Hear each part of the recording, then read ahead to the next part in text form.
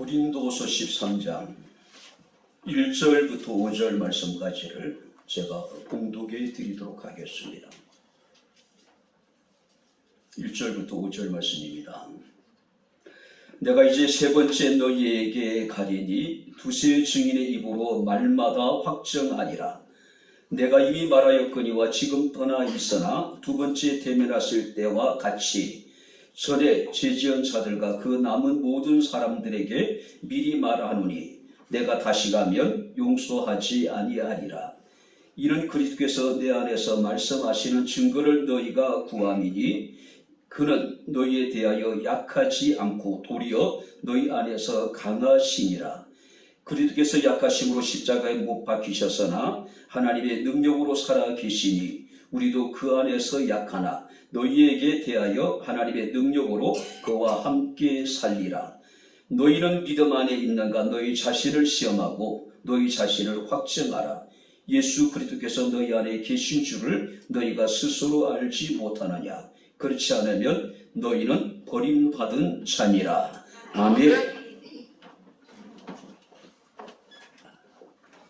연일 계속되어지는 무더위와 찬바 속에서도 하나님께서 우리 가운데 함께 하시고 우리의 마음의 중심이 늘 살아계신 하나님을 향하게 하시고 또 이 시간 주님 앞에 나와 예배하게 하시고 이 시간 주의 말씀을 청종할 수 있는 은총을 내려주심을 감사합니다.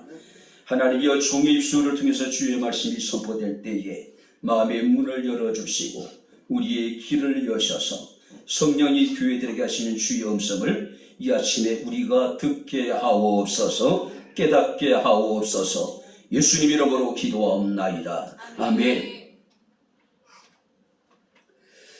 할렐루야. 자, 우리 옆에 있는 분들은 하나님 우리와 함께 하십니다. 인사하겠습니다. 하나님 우리와 함께 하십니다. 할렐루야.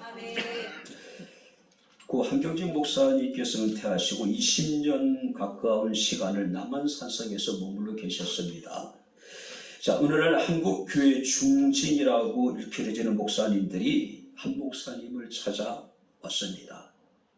자, 그 중에 한 분이 한경진 목사님에게 목사님, 모처럼 이렇게 모였는데 좋은 말씀 한마디 해 주십시오라고 부탁을 했습니다. 자, 한경진 목사님께서 굴뚝하게 생각하시다가 한마디를 하셨습니다. 목사님들, 예수 잘 믿으세요.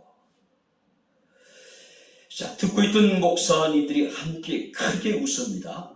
목사님, 우리 다 목사들이에요.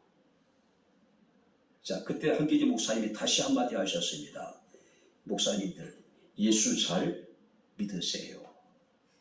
자, 두 번째 한경진 목사님께 말씀하셨을 때 그때서야 그 목사님들이 분위기가 숙연해지고 깊이 숙고하는 침묵이 있었다라고 이야기를 합니다.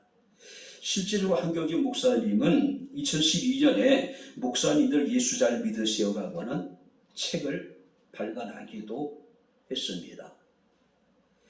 왜 한경진 목사님께서 목회자들에게 예수 잘 믿으라고 말씀을 하셨을까요? 당연히 목회자들은 예수를 믿는 사람들이죠. 근데 문제는 목회자들이 정말로 예수를 잘 믿고 있느냐? 이게 문제가 되겠죠. 한국 교회는 세계 기독교 역사에 있어서 그야말로 놀라운 대붕의 역사를 이루었습니다. 근데 오늘날 우리 주변에 일어나고 있는 교회의 여러 가지 불미스러운 일들을 보게 되면 대부분 목회자들이 그 일의 중심에 서 있는 모습들을 우리는 종종 보게 됩니다. 자, 한경진 목사님께서 예수 잘 믿으라고 하는 당부 속에는 목사님들 안에 예수님이 살아 계셔서 함께하고 있는지 늘 확인하고 점검하라고 하는 그런 의미가 아니었을까요? 우리 함께 여러분들이 옆에 있는 분들에게 예수 잘 믿으세요. 인사하겠습니다. 예수 잘 믿으세요. 할렐루야. 그냥 교회만 왔다 갔다 하는 것이 아니라 내 스스로 생각하기에 나름대로 내가 예수 잘 믿는다라고 생각하는 것이 아니라 하나님 앞에, 교회 앞에, 사람들 앞에서 우리가 예수 잘 믿는 사람으로 인정을 받아야 되지 않을까요? 바울은 스스로 이르기를 나는 다른 사람들의 판단에 대해서 개의치 않는다고 이야기합니다. 나도 나를 판단하지 않겠다는 이야기를 해요. 오직 나를 판단하실 이는 우리 주 예수 그리스도입니다. 할렐루야. 그가 우리의 중심에 있는 모든 것을 살피시고 모든 것을 판단하실 수 있는 분이기 때문에 그래요. 자, 오늘 본 말씀을 보게 되면 이 고린도라고 하는 도시는요, 그야말로 음란의 도시였습니다. 부패하고 타락한 향락의 도시였어요. 자, 당시에 이런 사람들에 대해서 고린도스럽다라는 이야기가 있습니다. 고린도스럽다. 아주 사람들이 경멸하는 여러분들이 표현입니다. 우습게 보는 표현이에요. 비하하는 표현입니다. 그만큼 이 고린도라고 하는 도시 자체가 타락할 때도 타락한 그런 향락의 도시였다는 겁니다. 자, 이런 도시의 사도 바울은 1년 6개월 동안 머무르면서 그곳에 복음을 전하게 됩니다. 그렇게 세워진 교회가 이 고린도 교회였어요. 근데 이 고린도 교회가 사도 바울의 마음을 굉장히 아프게 했습니다. 그래서 바울은 두 번이나 서신을 통했을 뿐만 아니라 두 번이나 직접 고린도 교회를 찾아가서 그들의 잘못을 책망하고 그들이 돌이키기를 원했습니다. 그럼에도 불구하고 고린도 교회 성도들이 변화가 없어요. 그래서 사도 바울은 바로 이 고린도후서 편지를 통해서 내가 세 번째 갈 때에는 너희에 대해서 용서하지 않겠다. 자, 이제 이렇게 기록하고 있습니다. 내가 이미 말하였거니와 지금 떠나 있으나 두 번째 대면했을 때와 같이 전에 제지한 자들과 그 남은 사람들에게 미리 말하노니 내가 가면 용서하지 아니하리라. 내가 이번에 가면은 결코 너희를 용서하지 않겠다. 자, 세번역에서는 이 본문을 이렇게 번역합니다. 내가 두 번째로 여러분을 방문했을 때에 전에 죄를 지은 자들과 그 밖에 모든 사람들에게 경고를 해둔 바 있지만 지금 떨어져 있으면서 다시 경고합니다. 내가 이번에 가면 그런 자들을 단 한 사람도 그냥 두지 않을 것이다. 단 한 사람도 그냥 두지 않을 것이다. 자, 유진 피터슨 목사님의 메시 설교를 보니까 이 본문을 이렇게 기록하고 있습니다. 내가 그곳에 갈 때 옛 습관을 버리지 않는다면 조심해야 할 것이다. 자, 그리고 이제 5절 말씀을 보게 되면은 너희는 믿음 안에 있는가 너희 자신을 시험하고 너희 자신을 확증하라고 이야기합니다. 예수 그리스도께서 너희 안에 계신 줄을 너희가 알지 못하느냐. 그렇지 않으면 너희는 버림받은 자니라. 자, 너희는 너희 자신을 시험하고 너희 자신을 확증하라. 자, 여기서 너희는 그 대상을 명확하게 지금 여기 이야기하고 있는 겁니다. 만약에 이 바울이 고린도 교회 그 현장에 있었다면은 손가락으로 한 사람 한 사람을 지적하지 않았을까요? 너희는 너희 자신의 믿음을 시험하고 너희 자신의 믿음을 확증하라고요. 성격이 다혈질적인 사람이었다면은 아마 그 사람의 이마를 콕콕 찍어가면서 아니면 가슴을 푹 찍어가면서 너희는 너희 자신을 시험하고 너희 자신의 믿음을 확정하라고 얘기하지 않았을까요? 이제 굉장히 직선적입니다.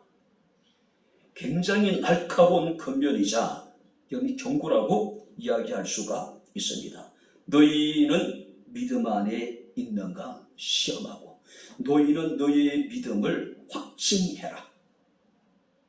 자, 여기서 시험한다는 이야기는 검열한다, 점검한다는 뜻을 가지고 있습니다. 또 확정한다는 이야기는 입증하다, 증명하다는 뜻을 가지고 있어요.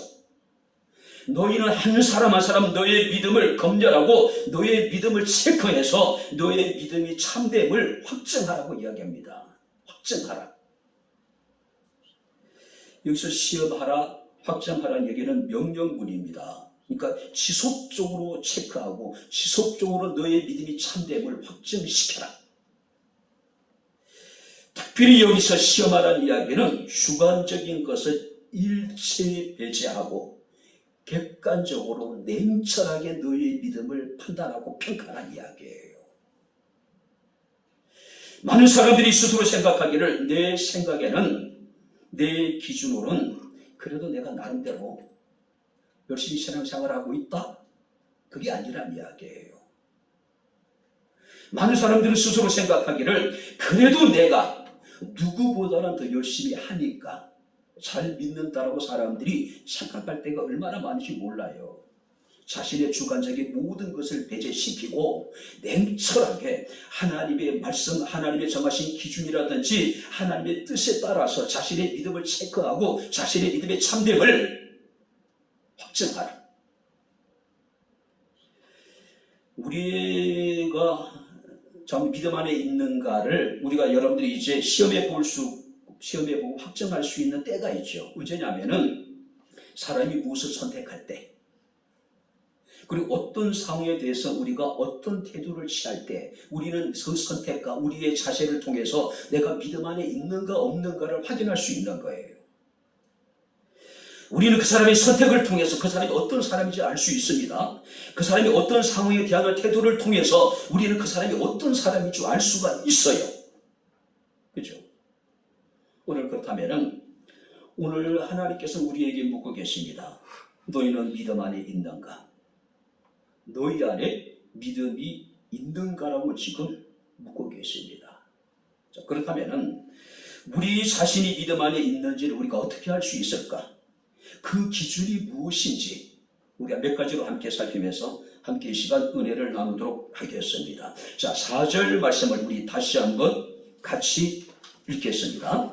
그리스도께서 약하심으로 십자가에 못 박히셨으나 하나님의 능력으로 살아 계시니 우리도 그 안에서 약하나 너희에 대하여 하나님의 능력으로 그와 함께 살리라. 그리스도께서 약하심으로 십자가에 못이 박히셨으나 하나님의 능력으로 살아나셨으니. 자, 여기서 약함이라고 하는 것은 육체적인 나약함, 정신적인 무기력함을 나타내는 게 아닙니다. 여기서 말하는 그리스도의 약함이라고 하는 것은 보복하지 않는 약함, 또 하나님의 뜻에 대해서 철저하게 순종하고 복종하는 데서 나타나는 약함. 자, 하나님의 능력으로 살아나시다는 이야기는 그리스도께서 약한 못으로 십자가에 못이 박혀서 돌아가셨지만은 그는 하나님의 능력으로 다시 살아나셨다는 이야기예요. 실제적으로 여러분들이 어떻습니까? 십자가 달리신 예수 그리스도의 모습은 사람들을 보기에 얼마나 약해요? 얼마나 무기력합니까? 그죠? 그래서 사람들은 예수 그리스도께서 십자가에 올라가시고 죽으신 것을 예수의 약함이라고, 예수의 무기력함이라고 얘기합니다. 그래서 이단들이 나와요. 통일교의 문선명이라든지 이미 죽었지만은 전동안에 박해서 예수 그리스도는 실패했다는 이야기예요. 새로운 제2의 예수가 와야 되는데 그것이 자기 자신이라는 것이죠. 그죠? 그러나 예수님의 그 연약함 속에는 악한 마귀의 권세를 깨트리는 능력이 있습니다. 할렐루야. 죄와 사망의 권세를 깨트리는 능력이 있었단 말이에요. 예수 그리스도의 십자가의 고난을 통해서 우리의 죄를 용서하셨고 우리에게 영원한 생명을 주실 뿐만 아니라 우리의 삶의 문제, 우리의 육체의 질병의 문제, 우리의 나약한 모든 부분까지도 예수께서 친히 다 담당해 주셨다는 이야기예요. 그래서 우리는 그를 이르기를 오직 믿음의 주여 온전케 하시는 이라고 말씀하고 우리는 그 예수를 바라보자라고 히브리서 기자가 우리에게 말씀하고 있는 겁니다. 그리고 이제 우리가 3절 말씀을 보니까 그리스도께서 너희에 대하여 약하지 않고 도리어 너희 안에서 강하시다. 이게 무슨 얘기일까요? 그리스도를 모시고 있는 나도 강한 사람이라는 것을 너희가 경험하게 될 것이다. 내가 세 번째 가게 될 때에. 복음으로 인해서 바울은 모든 사람들에 대해서 겸손한 사람이 되었습니다. 모든 사람들에 대해서 약한 자를 어깨 스스로 약한 자가 되었어요. 근데 사람들은 그것을 사도 바울이 약하다라고 폄하하는 겁니다. 비난하는 거예요. 마치 예수 그리스도의 약함이 십자가에 못 박혀 죽으셨으나 하나님의 능력으로 살아나신 것처럼 이제 바울도 스스로 이르기를 고린도교 성도들에게 그리스도를 모시고 있는 나도 강한 사람이라는 것을 너희가 경험하게 될 것이다. 언제? 내가 다시 고린도를 방문하게 될 때에. 그래서 배역하고 바울을 배척하고 바울을 무시하는 사람들에 대해서 한 사람 한 사람을 그냥 두지 않을 것이다. 그냥 두지 않을 것이다. 하나님은 스스로 약해지시고 스스로 낮아지신 예수 그리스도를 하나님의 능력으로 다시 일으키셨습니다. 다시 부활하셨습니다. 그리고 그는 하나님의 나라에 오르셔가지고 하나님 편에 앉아 계시다는 이야기예요. 우리가 정말로 믿음 안에 있는 걸 확인할 수 있다면 바로 그것은 내가 하나님의 이 능력을 믿느냐 안 믿느냐. 정말로 믿음 안에 있는 사람들은 하나님의 능력을 온전히 믿는 사람이라는 것이죠. 고린도후서 6장 7절 10절 말씀을 보게 되면 진리의 말씀과 하나님의 능력으로 잘 들어보시기 바랍니다. 우리는 속이는 자 같으나 참되고 무명한 자 같으나 유명한 자요 죽은 자 같으나 우리가 보라 살아있고 징계를 받은 자 같으나 죽임을 당하지 아니하고 근심하는 자 같으나 항상 기뻐하고 가난한 자 같으나 많은 사람을 부유하게 하고 아무것도 없는 자 같으나 모든 것을 가진 자로다. 오직 진리의 말씀과 하나님의 능력으로 말미암아 할렐루야. 사람들 보기에 한없이 무기력해 보이고 한없이 약해 보이지만은 우리는 하나님의 말씀과 하나님의 능력으로 우리는 강한 자가 되었다는 이야기예요. 십자가의 도가 안 믿는 자들에게 미련한 것이지만은 구원을 받은 우리들에게는 하나님의 능력입니다. 할렐루야. 그 하나님의 능력을 입은 사람들이에요. 누가? 우리가.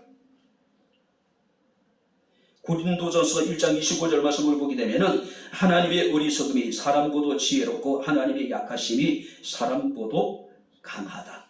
믿음 안에 있으니까. 그렇다면 하나님의 능력을 믿으시길 주 이름으로 축원합니다. 하나님의 능력을 믿는 겁니다. 어떤 상황 속에서도. 그래서 욥기 말씀을 보게 되면 하나님은 기한 일을 셀 수 없이 큰 일을 헤아릴 수 없이 행하신 하나님. 나라면 내 일을 하나님께 맡기고 내 일을 하나님께 의탁하겠다. 우리의 일들, 모든 것이 불확실하고 불투명한 우리의 내일을 하나님께 맡길 수 있는 분입니다. 할렐루야. 왜냐하면 그분은 능력이 있는 분이라는 것이죠. 두 번째 5절 말씀을 같이 읽겠습니다. 너희는 믿음 안에 있는가 너희 자신을 시험하고 너희 자신을 확증하라. 너희 자신을 시험하고 너희 자신의 믿음이 참됨을 확증하라. 자, 여기서 확증하라는 이야기는 정밀하게 조사하고 살펴서 입증하고 너희 믿음이 참됨을 증명해라. 객관적으로 까다롭게 스스로를 조사하고 살피고 믿음의 사람인지 내 믿음이 참된지를 확증하라, 입증하라, 증명해 보이란 이야기예요. 그리스도인들은 고난과 핍박에 섰을 때 그 믿음의 진가가 드러납니다.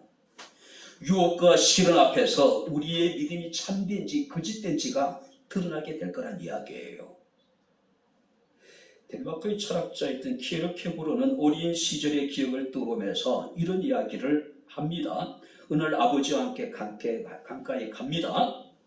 그리고 강에 들어가서 두 팔을 내저으면서 아버지 앞에 아버지 저를 좀 보세요. 왜 보랄까요? 자기가 수영을 잘하고 있는 모습을 보이고 싶은 거예요. 근데 실상은 키에르케고르는 수영을 한 것이 아니라 땅에 발을 딛고 마치 수영을 하는 것처럼 흉내를 내는 거예요. 그렇죠? 자, 그러면서 그는 이런 이야기합니다. 예수를 믿는다고 믿음이 있다고 말은 하지만은 한 발로 땅을 딛고 물에 떠 있는 척 하는 것이 아닌가. 이것이 오늘을 살아가는 그리스도인들의 모습이에요. 한 발을 아예 땅에 딛고 서서 상체만 가지고 수영하는 척 하는 겁니다.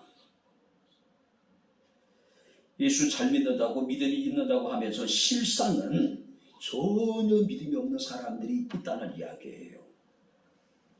수영을 할 줄 모르면서 헤엄을 치는 것처럼 보이려 했듯이 믿음이 있다고 말하고 믿음이 있는 것처럼 행동하지만 실상 믿음이 없는 사는 모습이 아니냐라고 이야기를 합니다. 그는 이런 믿음을 시험되지 않는 믿음, 확증되지 않는 믿음이라고 이야기를 해요.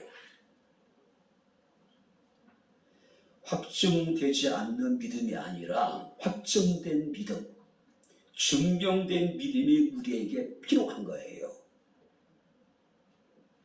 예수께서 바리새인을 책망하십니다. 그 바리새인을 책망하실 때 가장 심각한 문제가 뭐였을까요? 그들은 경건의 모양은 있지만은 경건의 능력은 잃어버린 사람들이에요. 겉으로 보기에는 굉장히 경건한데 실상은 경건의 능력을 잃어버린 사람들. 오늘을 살아간 우리의 모습이 아닐까요? 예전에 이제 이런 일들이 많이 있었죠. 명절이 되게 되면은 전통시장은 명절 대목을 맞죠. 시장에 적지 않는 사람들이 교회를 다녀요. 평상시에는 그들이 주일날 아침에 일찍이 문을 닫고 그 예배를 참석해요. 그리고 주일날은 장사를 하지 않는 사람들이 정말로 많았습니다. 제가 주일학교 교사를 할 때 주일날 아이들 데리고 이렇게 과자를 사고 이런 것 저도 마음 한구석에 불편함을 느꼈어요. 그것이 마지막 세계였던 것 같아요. 주일학교 교사들이 부실에 가가지고 라면을 먹고 떡볶이를 먹으면서도 왠지 모르게 우리가 그런 부담을 느꼈던 것이 있어서 그게 우리 마지막 세대인 것 같아요. 우리 세대가 지나면서 이제 그것이 단연시 돼버린 거예요. 제 총신 동기 목사님 중에 한 분이 지금 저 경상도에서 목회를 하시는데 이분은 장교 출신이에요. 학사 장교. 근데 국교에 대한 경례를 안 했대요. 저는 그게 신기해요. 몇 번 물어봤습니다. 그리고 어떻게 부대 생활을 했느냐? 다 할 수 있대요. 할 수 있대요. 자, 과거의 전통시장에 적지 않은 그리스도인들이 장사를 합니다. 이제 명절이 찾아와요. 명절은 1년에 2번 이상하요, 대부분. 근데 이제 주일이 끼면은 그야말로 이제 전통시장은 인산이해를 이루게 됩니다.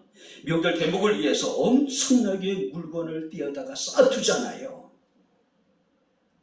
근데 그날 팔지 못하면은 물건이 재고로 남게 되겠죠. 엄청난 피해를 안아야 됩니다. 아니면 나중에는 그냥 갖다가 막 팔아야 돼요. 명절 대목이 주일이다. 평상시에는 주일을 예배를 잘 지켰던 사람도 명절 대목 때는 대부분 많은 사람들이 주일 성수를 포기한대요. 왜 그런 일이 일어날까요? 하루 장사해서 한 달치를 수익을 얻을 수 있는 거예요. 근데 그걸 포기하기 쉽지 않다는 이야기예요. 자, 그런 중에도요, 과감하게 주일 장사를 하지 않고 한 달의 수익을 포기하는 많은 사람들도 있었다는 것이죠. 그거를 쓰신 목사님 말씀하십니다. 이런 사람들이 믿음 확정된 믿음이라는 거죠. 증명된 믿음이라는 거예요. 하루만 내가 주일을 눈 딱 감고 장사를 하면은 한 달치 수입을 얻을 수 있는데 그걸 포기하기가 쉽지 않다는 이야기죠.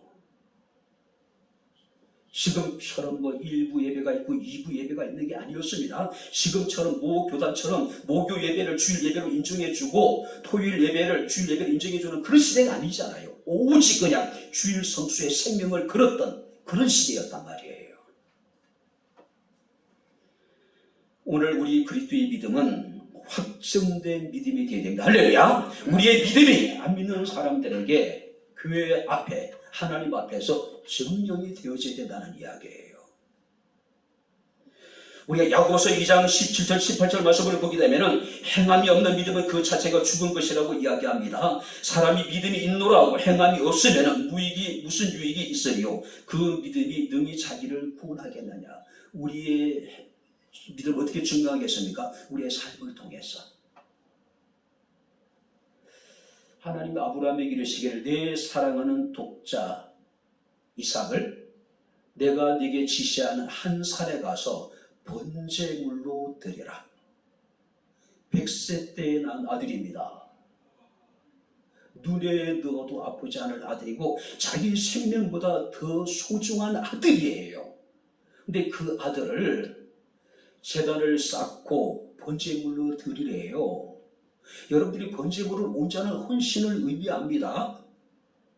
제단을 쌓고 나무를 쌓아둡니다. 그 위에다 아이를 잡아서 올리는 겁니다. 그리고 아이를 죽여요. 각을 떠요.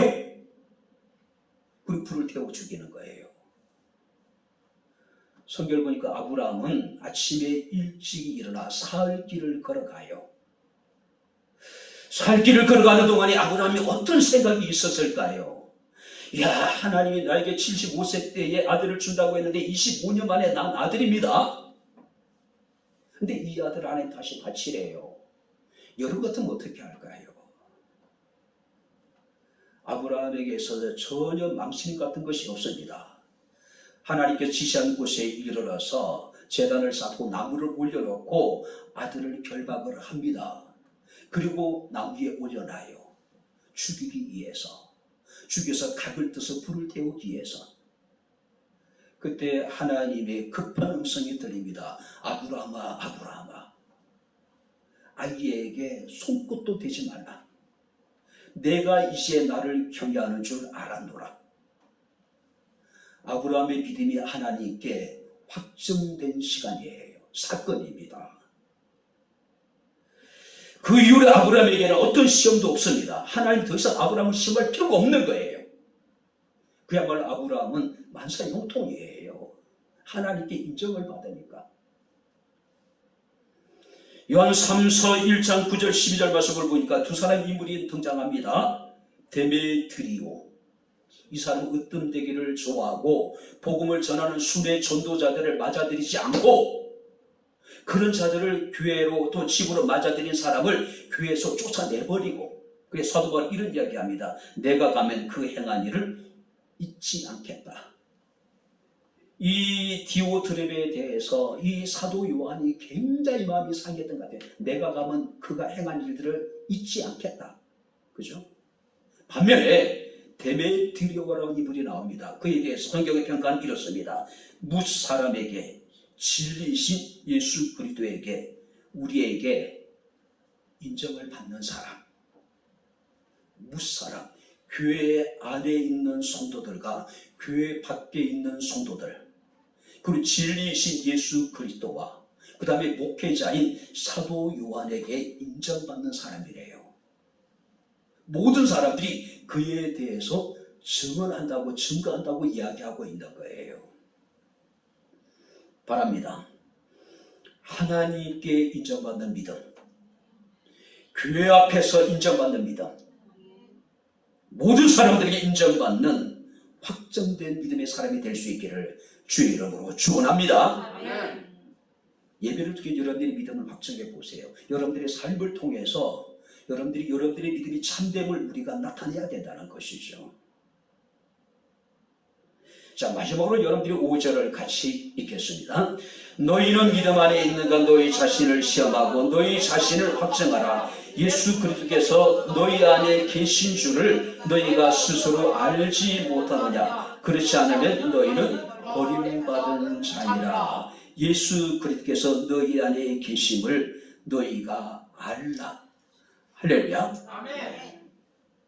내가 믿음 안에 있는가, 믿음이 내 안에 있는가를 알 수 있는 것은 뭐냐면, 그 기준이 뭐냐면은 내 안에 예수 그리스도가 계심을 믿는 것. 할렐루야. 아멘. 내 안에 예수 그리스도가 계심을 믿는 것. 근데 우리는 교회에 나와서는 예수께서 나와 함께 하신 것을 믿어지는 것 같아요. 믿어줘요. 반면에 실제 우리 생활 속에서 예수 그리스도께 나와 함께 하심을, 그가 내 안에 계심을, 내가 그 안에 있음을 우리가 믿고 있을까요? 불편하잖아요. 부담스럽잖아요. 예배를 마치고 성전에 문을 왔을 때 주님 이곳에 그냥 그대로 계세요. 그리고 내가 필요할 때, 주님을 찾을 때, 그때 나에게 오십시오. 나는 당신이 부담스럽습니다. 주님이 너무 불편해요. 내 일에 간섭하지 마세요. 내 인생은 내 것이 내 마음대로 살다가 내가 어렵고 힘든 일을 당할 때, 내가 주님을 찾을 때, 그때 나를 찾아와달라고 얘기하지 않습니까? 너희 안에 계시다라는 이야기는 예수 그리스도와 교제 가운데 있다. 그러니까 우리가 늘 예수 그리스도와 교제하는 삶을 살아가야 된다는 얘기예요. 살아가야 된다는 이야기죠. 그렇죠? 우리가 성령 충만한 삶이란 어떤 삶일까요? 충만이라는 의미 속에는 완전히 우리가 잠겨지다, 또 지배당하다, 또 다스림을 받다, 순종하다는 뜻이에요. 그러니까 완전히 내가 예수 안에 완전히 잠겨지는 상태, 그분의 뜻대로 살아가는 삶, 이거 성령 충만한 삶이라는 것이죠. 그죠? 예수 믿는 사람들의 자신 안에 예수가 채워져야 됩니다. 그리고 우리 자신이 예수 그리스도로 충만해야 돼요. 완전히 예수 그리스도로 잠겨져야 된다는 이야기예요. 근데 이 사도 바울이 이런 얘기합니다. 그렇지 않으면 너희는 버림받은 자다. 그렇지 않으면 너희는 버림을 받는 자다. 이 버림을 받는 자의 의미 속에는 합격되지 못한 자다. 너는 거절되어진 자다. 그 자체로 당연히 그러한 것임을 입증하지 못한 자다. 너희는 가짜라는 이야기예요. 그리스도께서 우리 안에 계심을 믿으십니까? 만약에 이것을 믿지 못하는 자는 하나님께 거부당한 자고 하나님의 시험에 합격하지 못한 자이고, 이런 사람들이 믿으면 가짜래요. 가짜.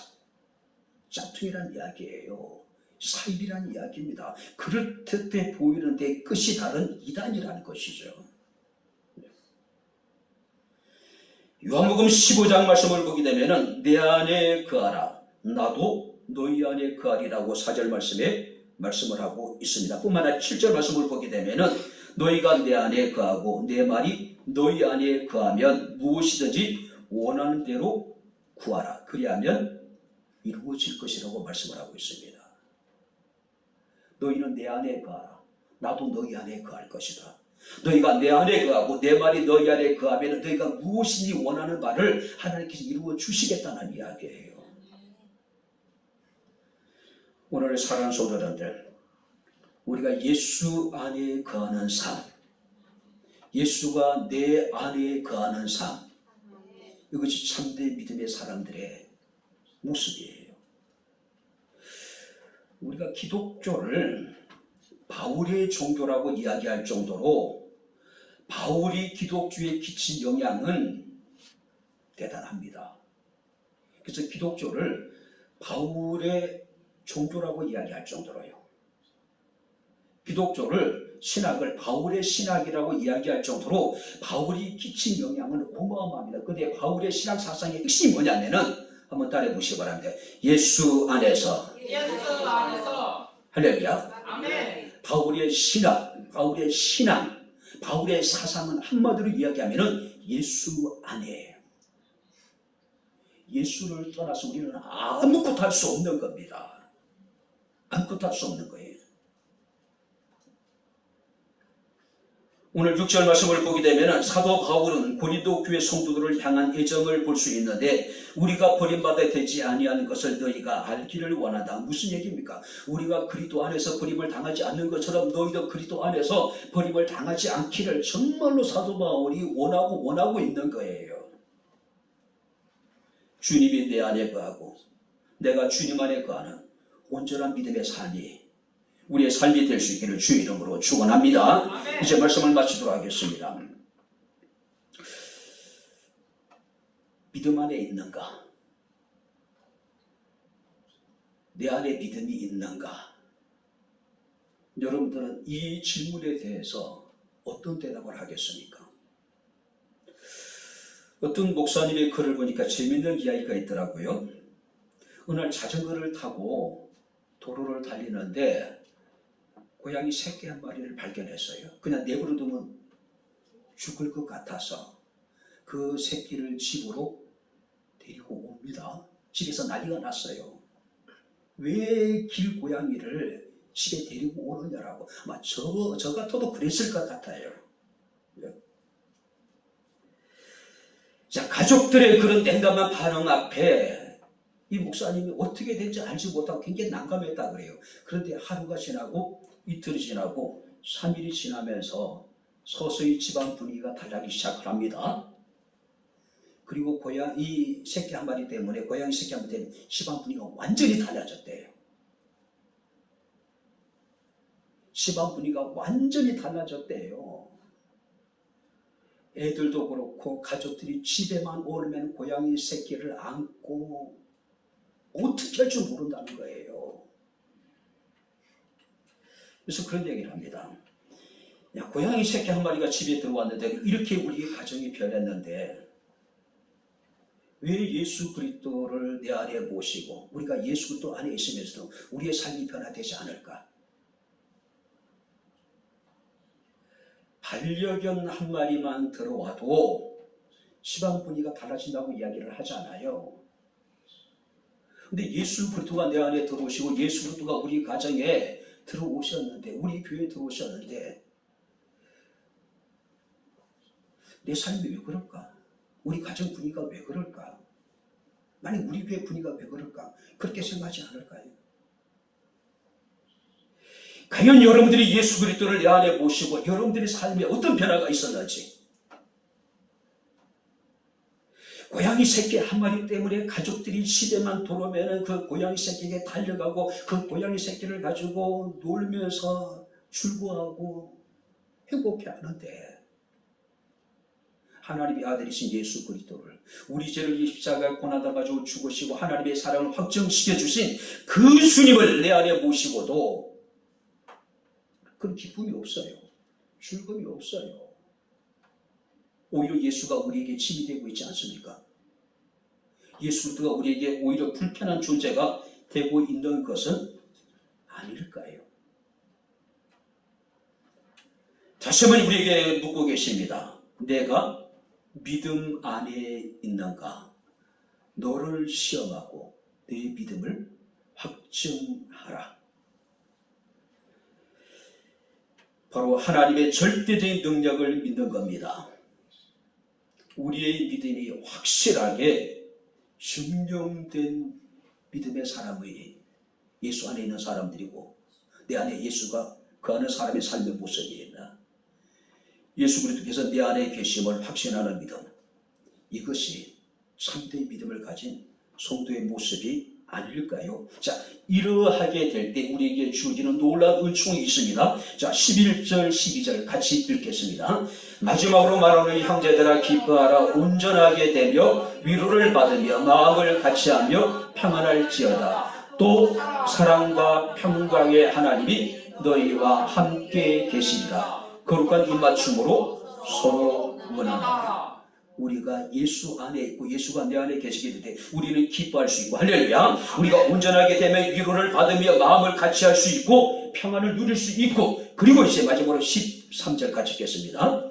주 예수 그리스도의 은혜와 하나님의 사랑과 성령의 교통하심이 너희 우리와 함께 있을지어다. 주 예수 그리스도의 은혜가 함께하고 하나님의 사랑이 우리 가운데 함께하고 성령의 교통하심이 영원히 우리 가운데 함께 계시답니다.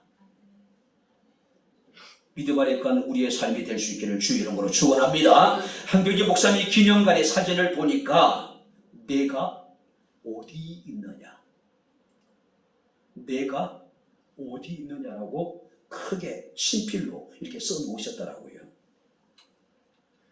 여러분들의 믿음은 어디 있습니까? 여러분들 안에는 무엇이 있습니까? 오직 믿음 안에 그 하나, 그리고 저와 여러분들의 삶이 될 수 있기를 주의 이름으로 축원합니다. 기도하겠습니다. 좋으신 나의 아버지 하나님, 우리 아버지 하나님 은혜와 사랑을 진심으로 감사합니다. 믿음을 따라 살아가는 것이 힘든 마지막 때를 살아가면서 내가 믿음 안에 있는가, 날마다 우리 자신을 시험하고 우리 자신의 믿음을 증명할 수 있는 아름다운 백향목교회 성도들의 삶이 되기를 원합니다. 하나님의 강한 능력을 온전히 믿게 하시고 확실한 우리의 믿음이 증명되어지게 하시고 내 안에서 예수께서 계심을 우리가 믿는 믿음의 삶을 살아가게 하옵소서. 우리에게 주로 인한 기쁨이 충만하며 우리를 온전케 하며 우리가 위로를 받으며 마음을 같이하여 참된 평안을 누리게 하시고 그리스도의 은혜와 하나님의 사랑과 성령의 교통하심이 우리에게 날마다 충만하게 하옵소서. 예수님 이름으로 기도하옵나이다. 아멘. 이제는 우리 주 예수 그리스도의 은혜와 하나님의 크신 사랑과 성령님의 교통 교전의 제 충만 역사 인도하심이 우리가 그리스도 안에서 그리스도가 우리 안에 거하는 참된 믿음의 삶을 살아가기를 원하는 백향목교회 사랑하는 모든 성도들 머리머리 이에 저들의 가정과 직장과 사업장과 이 교회와 이 나라 이 민족 이에 지금부터 영원토록 함께 있을지어다. 아멘.